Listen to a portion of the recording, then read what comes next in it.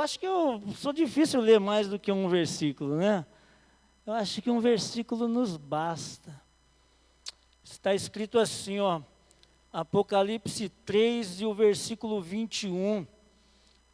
Ao que perder, ou ao que chegar em último, ou a quem desistir, eu concederei que se assente comigo no trono, assim como eu perdi e desisti e estou assentado com meu Pai. Amém? Amém.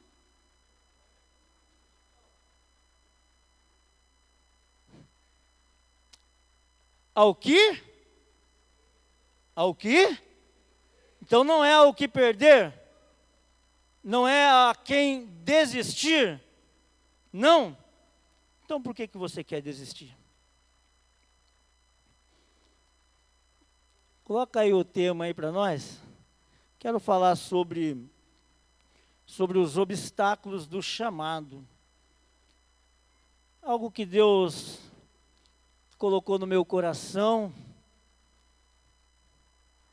Puxa, tá difícil mesmo, hein? Como será que ele vai se soltar disso?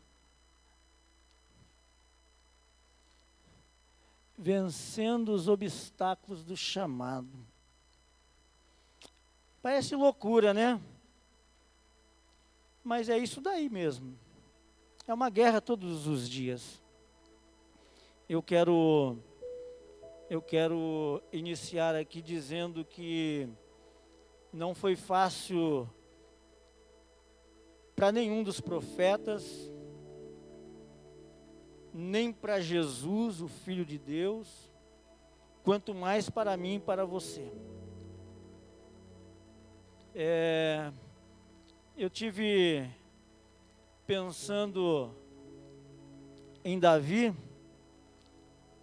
e eu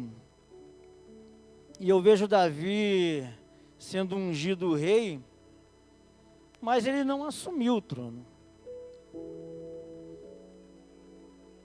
Ele precisou esperar. E aí quando ele tem uma oportunidade, ele vai lá, derrota o gigante que está afrontando o rei e Israel.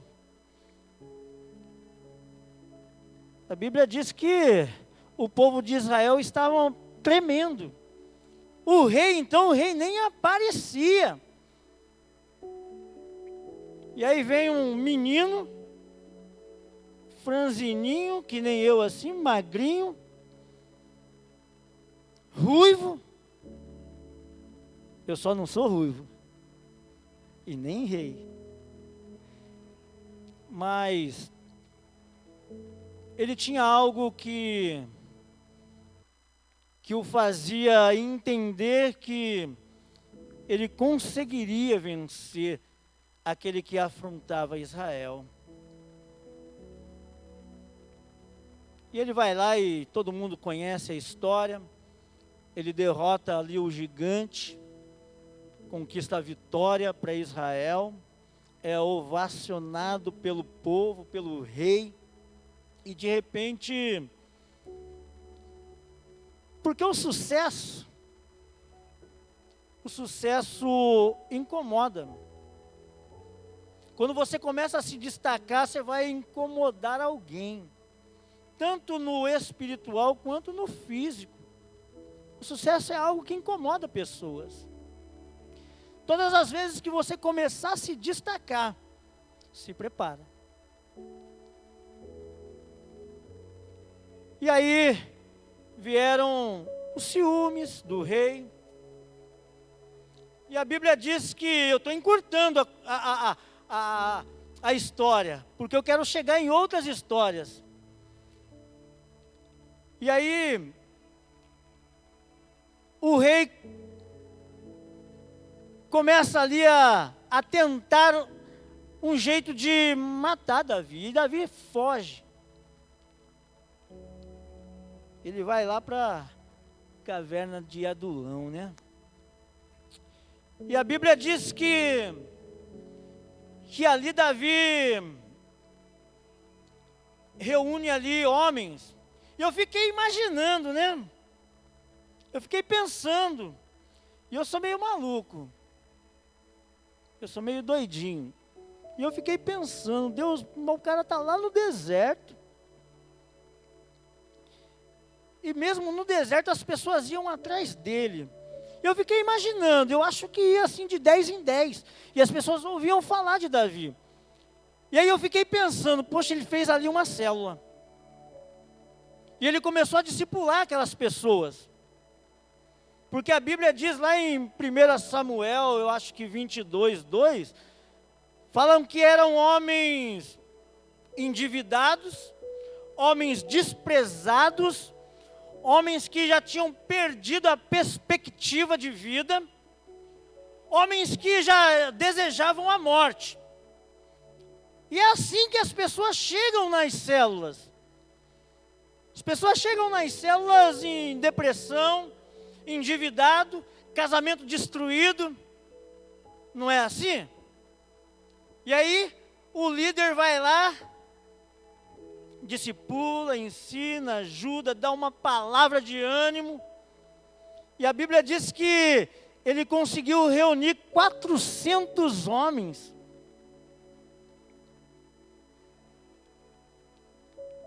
Espírito de liderança. Eu estava lendo numa versão que diz que assim, e Davi se tornou líder desses homens. Rapaz, é algo assim que acontece todos os dias no nosso meio. Pessoas que chegam com a vida totalmente destruída na igreja. E aí cai na sua mão, na sua mão, na sua mão, na sua mão. E aí você cuida, ensina, ora junto com a pessoa. Nos momentos mais difíceis da vida dela, você está ali orando, intercedendo. No momento que parece que está tudo acabado para ele ou para ela, o líder, com uma luz do Espírito Santo, faz uma ligação, manda uma mensagem e muda aquela situação. Isso é maravilhoso. Eu estou na introdução ainda, hein? Até 10 horas eu consigo terminar. Então eu consigo entender que tem um preço o chamado. E nós precisamos vencer os obstáculos. Davi, nesse tempo, ele está fugindo. O rei Saul quer matar. Quer matar ele e os familiares dele. E aí ele pega os familiares, vai e deixa lá em uma cidade e continua fugindo do rei.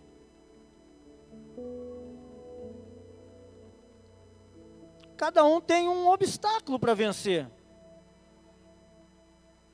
Davi, ele permaneceu ali, ó, orando a Deus, buscando a presença de Deus. A Bíblia diz que aproximadamente ele fugiu por 13 anos de Saul. 13 anos fugindo. E a tua dificuldade começou ontem, você já está querendo desistir.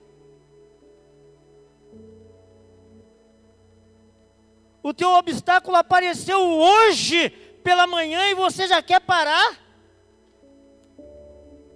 São 13 anos que se passaram.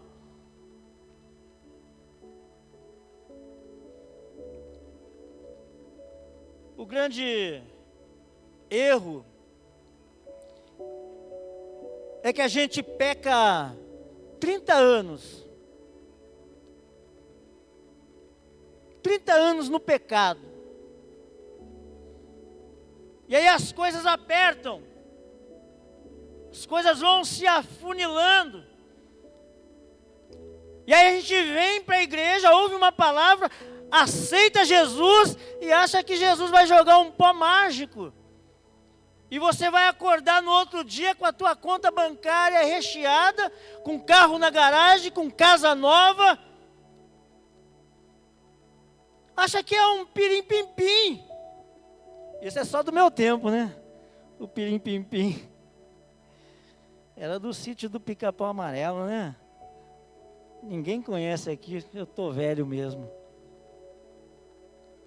Então a gente precisa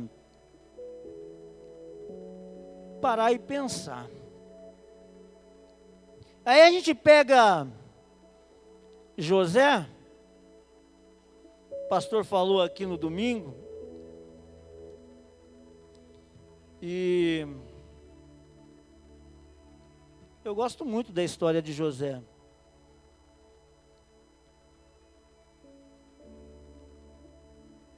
José, ele muito jovem, Deus dá um sonho para ele. Ele entende que aquele sonho é um sonho de Deus e que vai se cumprir na vida dele.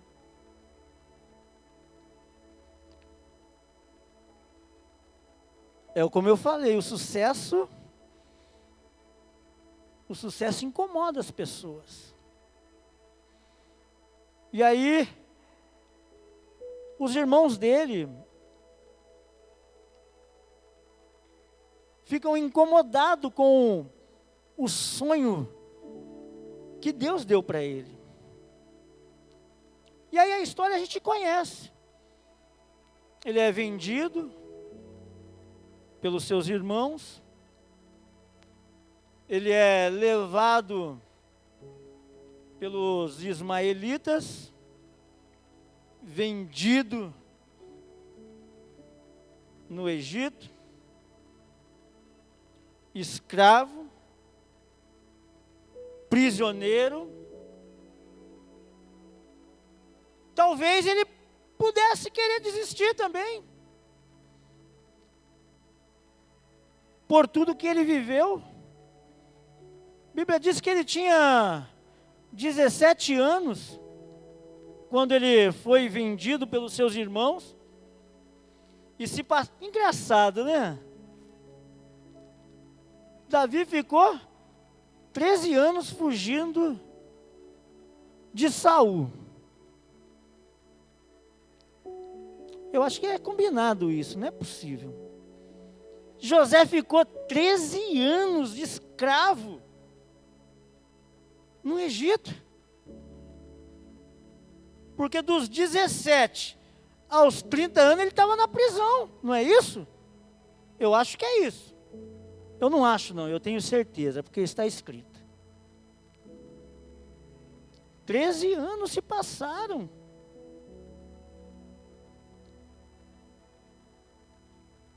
E a Bíblia diz que Deus honrou o sonho que José teve. Por que será que Deus não vai honrar aquilo que Ele falou ao teu respeito? Por que você acha que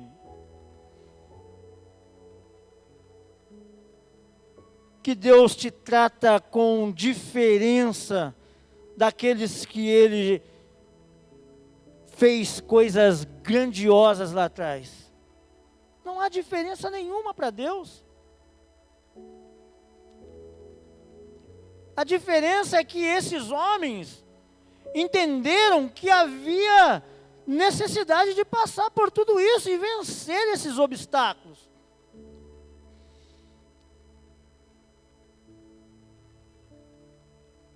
Paulo,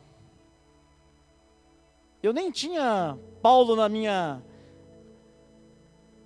no meu pensamento hoje de falar sobre Paulo, mas Paulo era um perseguidor da igreja. E quando ele se encontra com Jesus, ele tem que passar pelas provas que eram necessárias ser vencidas. Quando ele se encontra com Jesus, a primeira coisa que acontece com ele fica cego. Você está enxergando, você está com saúde, você está respirando. Aquieta o teu coração, calma a tua alma. Deus, Ele não castiga ninguém, não. Deus está me castigando pelo tempo que eu... Que te castigando? Tira isso fora. Deus não castiga ninguém, não. Deus não é cruel como o homem, não. O homem é cruel. O homem paga mal com mal, mas Deus não.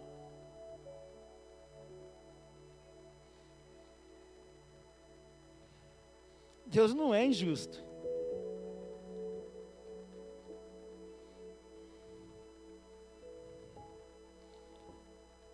Mas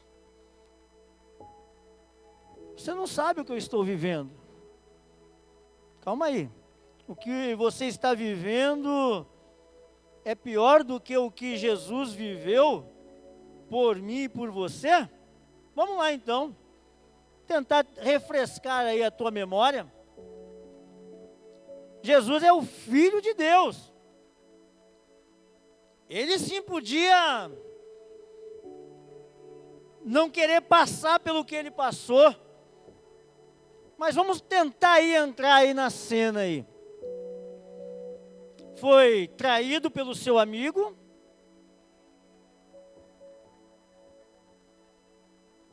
Foi levado, arrastado. Foi julgado sem culpa nenhuma. Foi esbofeteado. Foi exposto ao ridículo.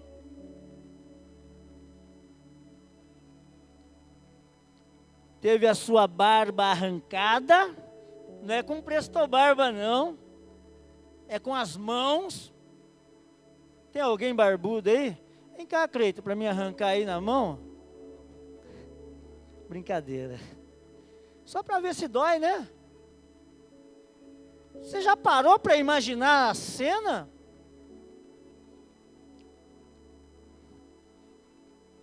Jesus passar, depois de tomar uma surra, depois de ter sido humilhado ali, amarram ele, jogam ele numa cisterna e deixam ele pendurado, para no outro dia ser arrastado em uma rua, com uma cruz que era minha e sua. Você já parou para pensar? Eu vou sair da igreja, eu aceitei a Jesus, cortaram a minha luz, cortaram a minha água. E qual a culpa de Jesus?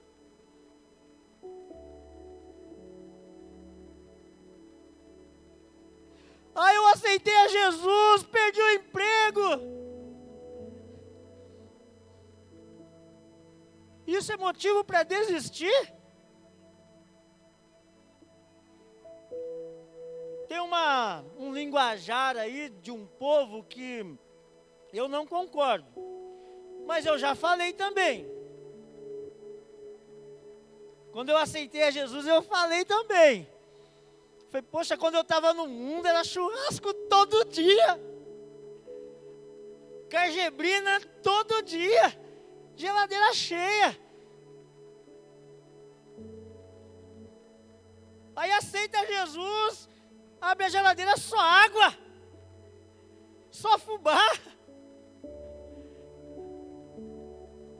Mas eu nunca falei que ia deixar Jesus. Mas a gente fazia um comparativo, né? No mundo eu tinha. No mundo você não tinha, não. No mundo você comprava fiado. Você pendurava lá as suas cachaças. empurrava com a barriga, mentia, contava lorota, falava coisas que você não podia honrar. E com Deus não. Com Deus você tem que falar algo que você honre. Então por isso que aparentemente parece difícil.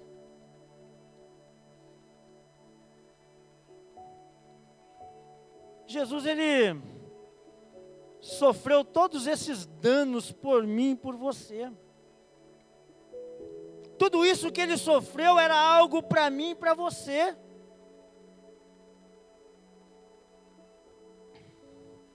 E mesmo sofrendo tudo isso, ele escreve dizendo, eu acho que está lá em Mateus 5, 44. Ele fala assim que nós precisamos amar os nossos inimigos e orar por eles.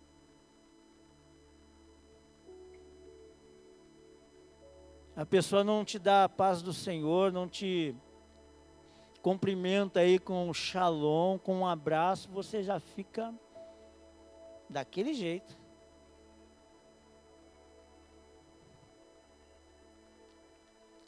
Então a gente precisa vencer esses obstáculos. Eu tenho um monte de obstáculos ainda para vencer. Pastor, a gente precisa matar um leão todos os dias e deixar o urso lá presinho para matar no outro dia. Às vezes nós temos que catar o sapo que está arranhando aqui, querendo sair, tem que empurrar ele unhando a garganta, você tem que empurrar ele para dentro, para o velho homem não florescer. Os mesmos desejos que vocês têm, nós temos também. As mesmas aflições, nós temos também.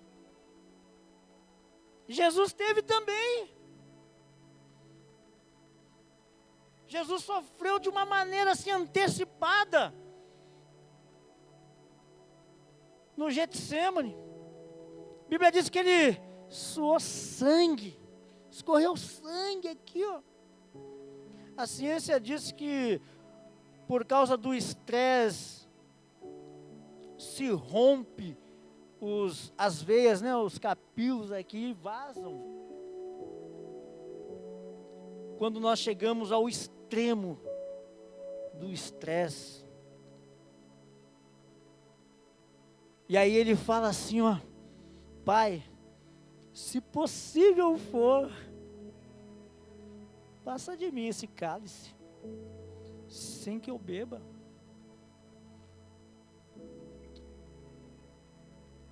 É normal a gente sentir fraqueza, é normal a gente sentir medo, mas quando nós dobramos o nosso joelho no meio da aflição, Ele vem e aquieta a nossa alma, aquieta o nosso coração e nos renova, nos dá força para iniciarmos novamente.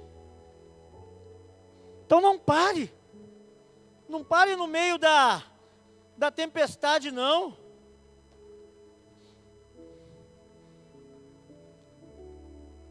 Eu acho que já está bom, né, de personagem bíblico que passaram essas aflições, que venceram essas dificuldades. Eu vou falar de algo que eu vivi. Até 10 horas eu termino. Pode ficar tranquilo. Talvez você esteja pensando assim, eu sou a última bolacha do pacote. É nada.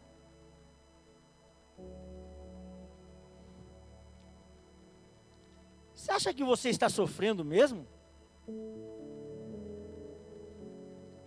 Sofrer, você sofria lá no mundo, quando você fazia tudo errado. Sofrer, eu sofria lá no mundo, quando eu fazia tudo que não era para ser feito. Tem coisas que eu nunca vou falar aqui, porque é algo que não edifica. Tem coisas que não é necessário eu dizer, porque não vai edificar. Mas você tem uma imaginação aí, imagine aí. Eu vou contar algo para você que você pare, analise bem, coloque aí os seus obstáculos junto do lado do meu e vê aí se dá ou se não dá. Quando eu aceitei a Jesus, eu perdi o meu emprego.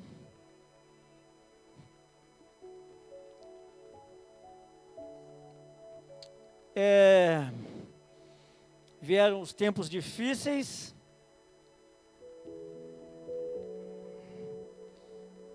Eu tinha a Gisele e a Bianca. Tinha o Mateus já, Luciana? Tinha? É mesmo? Nossa, eu estou ruim mesmo de cabeça, hein? É mesmo. A Bianca ficou ruim, que ela tinha quanto tempo? 10 meses?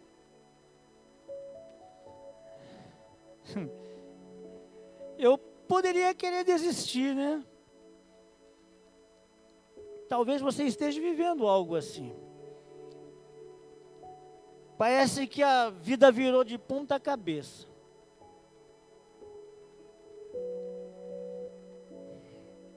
A minha filha ficou ruim, com 10 meses. Levei ela no pediatra, paguei. Pedro Norberto, isso. Levei ele no consultório, ela no consultório do Pedro Norberto. Ele falou que era uma virose e tal, pá. Deu o remédio, mas o remédio não adiantou. No outro dia ela acordou pior, amanheceu pior. E o negócio foi indo, eu fui trabalhar. Eu sei que a Luciana me ligou, eu estava trabalhando, falou, olha, tá ruim. E eu falei com o patrão, saí, fui embora para minha casa, pegamos ela e falamos, vamos para o médico. Sem carro, sem bicicleta. E eu saí assim pensando, eu tenho muitos amigos.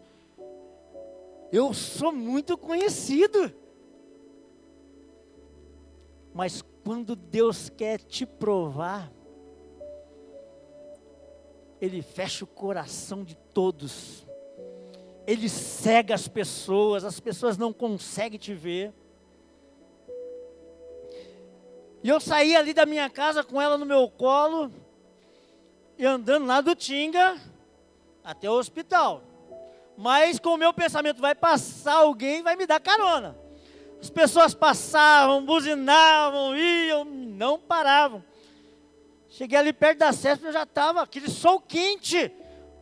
Parecia aquele sol escaldante lá do deserto. 50 graus. E não tinha nuvem para cobrir, não.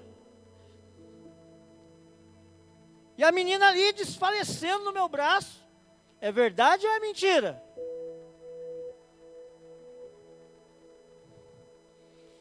Chegamos no hospital, ela já estava desfalecida, morta, literalmente. Chegamos lá, uma moça que estava lá, falou assim, ó, passa na minha frente aí. Ó. Ela viu a situação. Aí o doutor já nos atendeu bem rápido, o doutor Romário. Muito atencioso e sincero. Internou ela na hora ali, mas ela já estava assim, desfalecida. E nós fomos atrás de respostas de Deus. Fomos atrás de um pastor, e o pastor falou assim, aquieta teu coração, Deus vai te dar a tua filha de volta. E Deus ressuscitou ela. Ficou ali, eu acho que uma semana internada. A gente foi visitar ela estava toda amarrada, porque ela arrancava tudo, os acessos. Mas eu podia querer desistir. Como você também pensa em desistir, pensa em parar, por coisas tão pequenas. São obstáculos que você precisa vencer, são obstáculos do chamado. A quem mais é dado, mais é cobrado.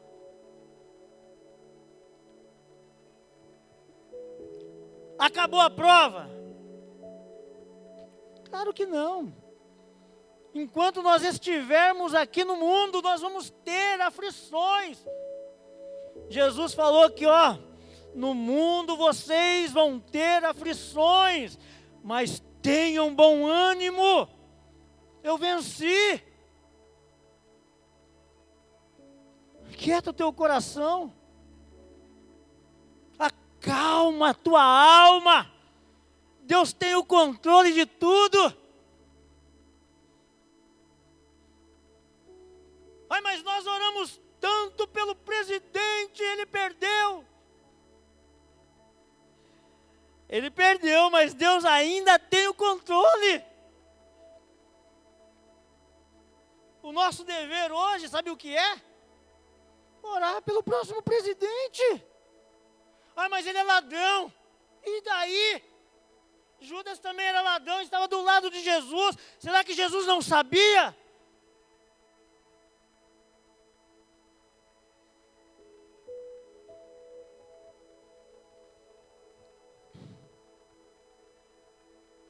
Nosso dever como cristão, orar pelo nosso país, pela nossa nação, orar pelos nossos governantes, sejam eles ruins ou bons.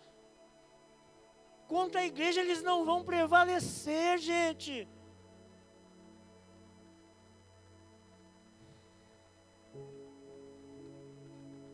Acabou a sua prova, pastor Gilmar?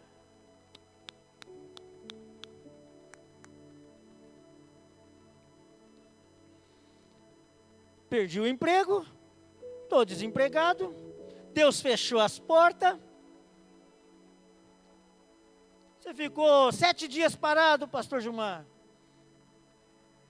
7 meses. E conhecendo todo mundo na cidade, viu? Mas é assim que funciona. Quando Deus quer tratar algo na vida de alguém, Ele fecha o coração das pessoas que querem te ajudar, te abençoar. E aquelas pessoas, mesmo querendo te ajudar, elas não conseguem, porque quando elas vão, Deus trava elas. Ai, será que o pastor não está vendo a minha dificuldade? Ele pode até estar vendo, mas ele não consegue fazer nada, porque Deus não deixa.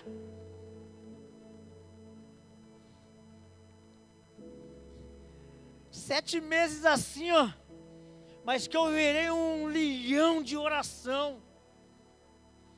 Orava de dia, de tarde, de noite, de madrugada. Quer ver o crente orar quando ele está na prova? Ia para o monte de dia, de tarde, de noite. Subia o quebra-vaso todo dia. E as contas iam ficando lá, penduradas. A gente tinha costume de pendurar as contas na geladeira. Nunca mais fiz isso, viu? E era assim, quando eu via os meninos da Sabesp ou da Bandeirantes vindo na rua, eu falei, pronto, fiquei sem água e sem luz. Mas eles vinham, cortavam o da direita, o da esquerda, o da frente, o do fundo, mas na minha eles nem passavam por perto. Não consigo te explicar isso.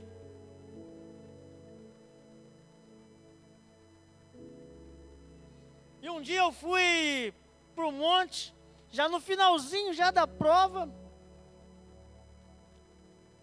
Antes, um amigo meu tentou me ajudar.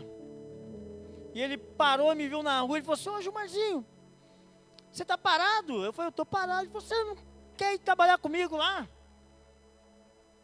Eu falei: eu quero. O que eu mais quero é trabalhar.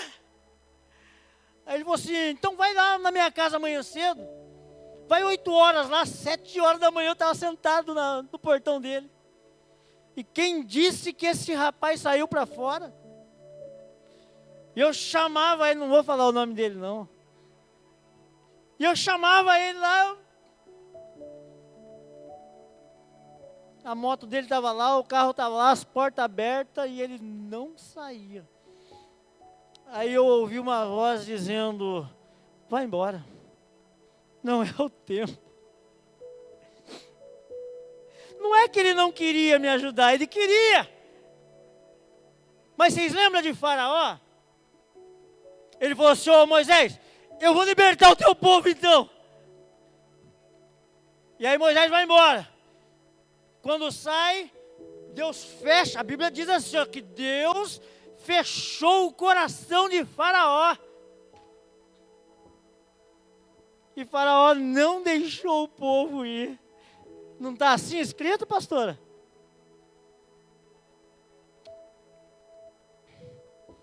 Deus fechou o coração dele, ele tentou me ajudar. Tem pessoas que até tentaram te ajudar, mas Deus... E aí eu fui, no último dia dessa prova, eu fui no monte. Fui lá orar. E aí eu estou lá orando. Quando você pensa que já aconteceu de tudo, é que nem na vida de Jó, né? Na vida de Jó, estava tudo bem, tudo maravilhoso. Está lá adorando a Deus, honrando a Deus. E de repente, perde tudo. Perde os filhos, perde a saúde. Ele só não perde uma coisa: a confiança que ele tinha no Deus Altíssimo. Você pode perder tudo, você não pode perder a confiança no teu Deus, naquele que te chamou, naquele que te escolheu, naquele que te deu o Espírito dele para vencer todos os obstáculos. E aí eu cheguei lá e estou lá me lamentando mesmo. Eu falei: Deus, olha a minha vida, Deus. Olha a minha situação, Senhor. E aí surge um saguizinho lá, pendurado na árvore, um macaquinho. É um saguizinho. E ele começa a pular de galho em galho. De repente ele cata a casca da árvore e começa a comer. Ele comia um pedaço e jogava o outro pedaço em mim e dava gargalhada. Você está pensando que é brincadeira? Estou aqui no púlpito. E ele comia um pedaço da casca da árvore e jogava o outro pedaço em mim e dava gargalhada. Eu falei: Deus, se já não bastasse a minha situação, estou numa situação deprimível, numa situação de extrema pobreza, de espírito, de alma, físico, estou desgastado e agora até esse animal está zombando de mim. Está dando risada, né, pastora?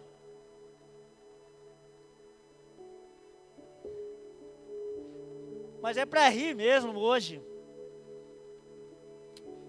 E aí veio uma voz suave e me disse: está vendo este animal? Está vendo a alegria dele? Ele não está zombando de você. Eu cuido dele. E você é muito mais importante para mim do que ele.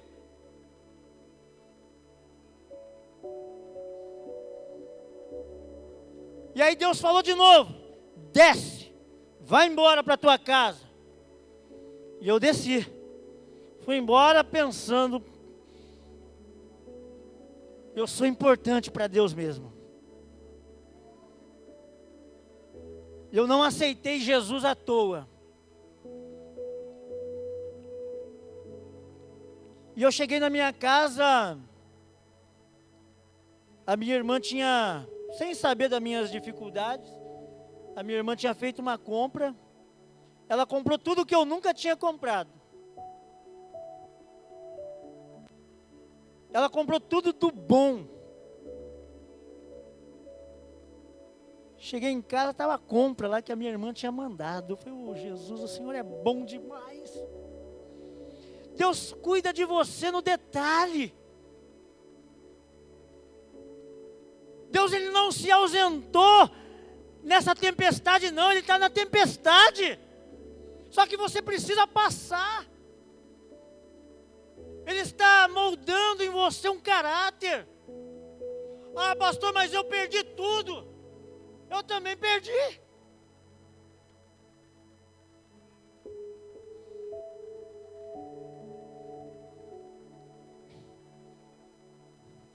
Acabou a prova do pastor Gilmar. Deixa eu ver se dá tempo. 15 minutos. Não acabou a prova. Chegou um dia, sabe o nosso erro? Nós não sabemos pedir. Nós pedimos, mas pedimos mal demais. Nós não sabemos pedir. E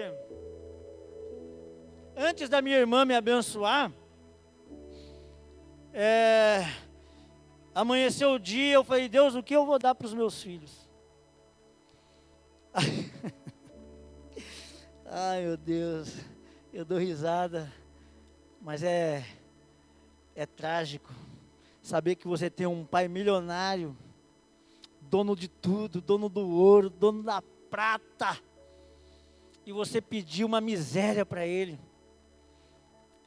Mas eu estava pedindo a minha necessidade daquele momento.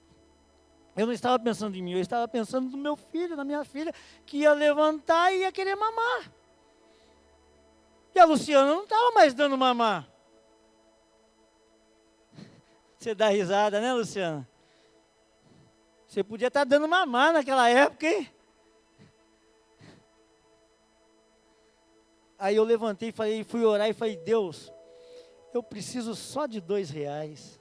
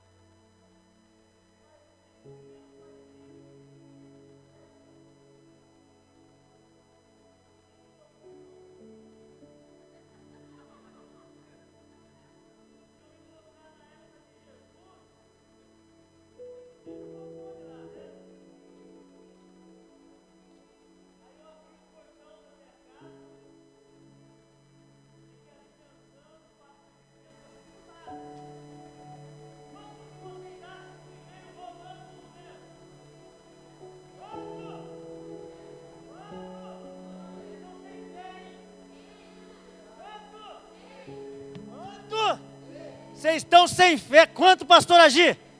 Levanta a mão, pastor Agir. Quanto foi, Luciana? R$2, mas eu quase morri de raiva.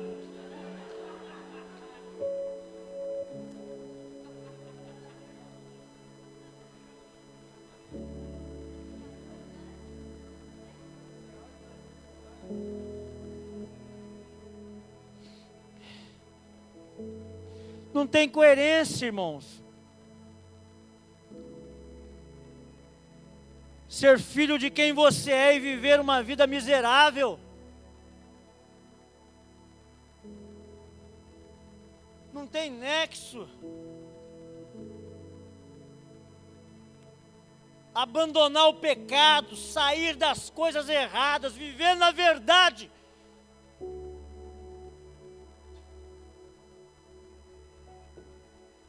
E viver uma miséria.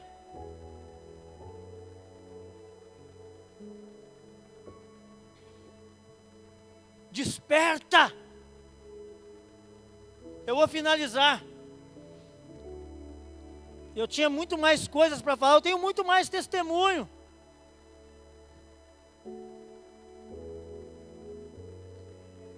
Cada um tem um chamado.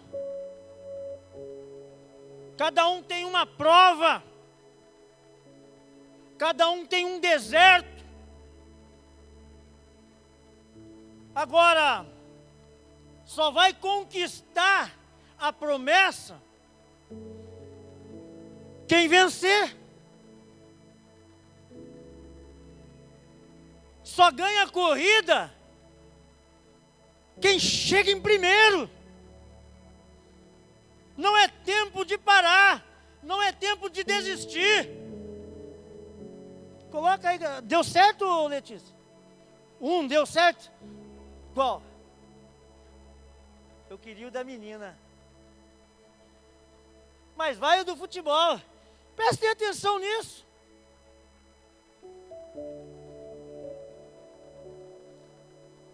O pessoal do louvor já encosta aí, ó. Ih.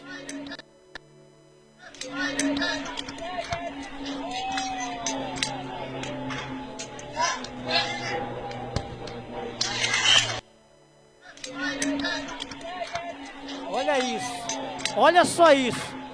Deu um chapéu, uma finta, levou para a área, para o meio da área e fez o gol. Mas olha a situação dele, gente.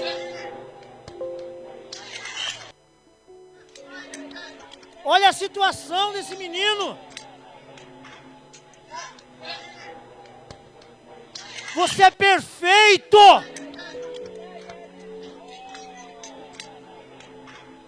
Olha isso. Você está reclamando da tua vida à toa. Você está reclamando da tua situação à toa. Pode parar aí. Tá bom. O outro vídeo era de uma criança de aproximadamente 2 aninhos. Ela nasceu sem as mãozinhas, sem os braços. E ela estava ali dando risada, comendo com os pés, ajeitando. Teve uma hora que ela pegou o garfinho e o garfinho saiu desajeitado, assim, não foi até a boquinha dela. Ela voltou com toda a paciência, com toda a calma, dando risada, ajeitou com o outro pezinho, pá, e comeu perfeitamente. Para cada situação, Deus tem uma estratégia. Se coloque de pé.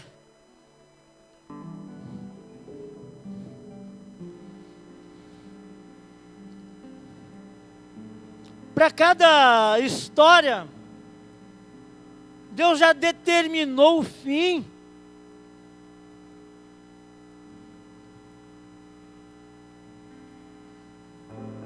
Ninguém aqui vai morrer no vale ou no deserto.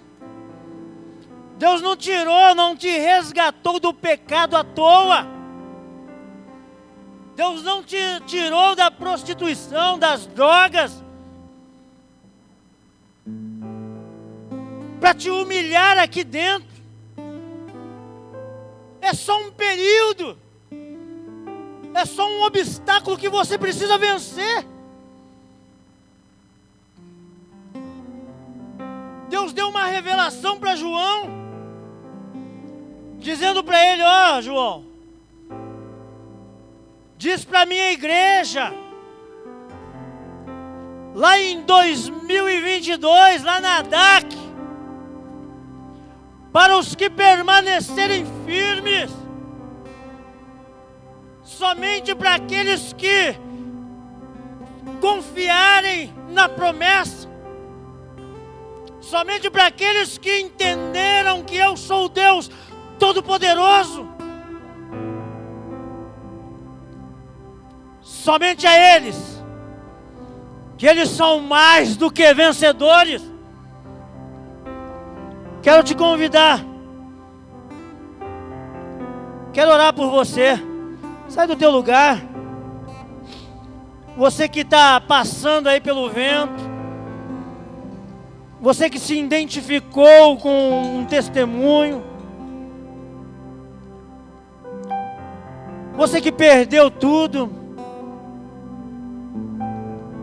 você que está vivendo uma situação parecida, eu quero orar por você nessa noite.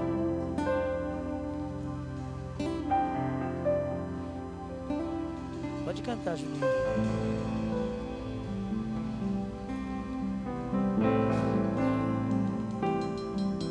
Não existe chamado sem provas. Não existe nenhum chamado